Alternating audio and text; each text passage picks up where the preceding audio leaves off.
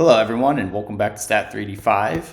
We are now in our third video of data transformation, week 11. An importance, or I guess a milestone week for us in the class, because this will be the last video, or the last week on course material. And then after this week we'll have review, then exam 2, then fall break. Thank you, fall break. And then finish up with Shiny applications in your final projects. Okay. So we're just going to cover some loose ends and then kind of prep for start prepping for exam 2. Okay, so there's not as many things that we're going to cover in this this week. Some strings, factors, dates and times, and then something that's not fully covered in or like you'll be tested on, regular expressions, but a bridge to more advanced programming concepts within R or otherwise. Right, lots of cheat sheets now. 3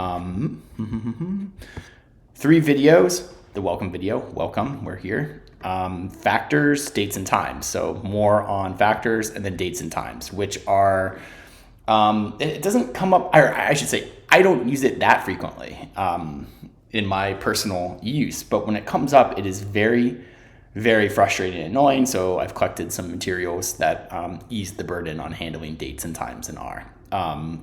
All these videos are pretty short, but they are useful things that do come up, maybe not often, but are things that do come up. And then last but not least, David Dalpiez to talk about coding style. David is, as you have probably become aware, is very particular but very regimented and organized about coding and very passionate about coding. And so he has a video that I think I like it. I've watched it quite a few times and I agree with many of the points made. I don't want to reinvent the wheel. Here it is, David Dalpiez talking about coding style.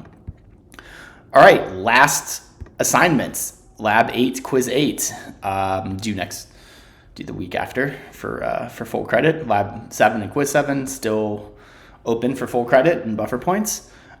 These Lab 8, Quiz 8 will be very, very short. So this is very much a wrap up of data transformation and tidyverse functionality, and we are very much shifting to exam 2.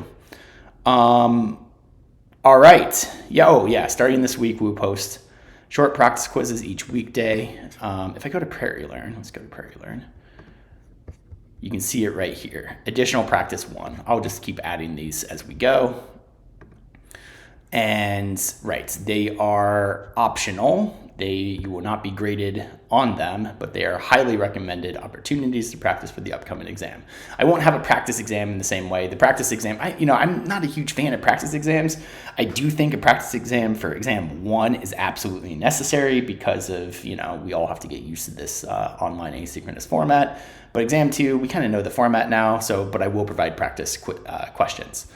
I think that is it. I will see you in the videos. We will see you in office hours. All right, take care.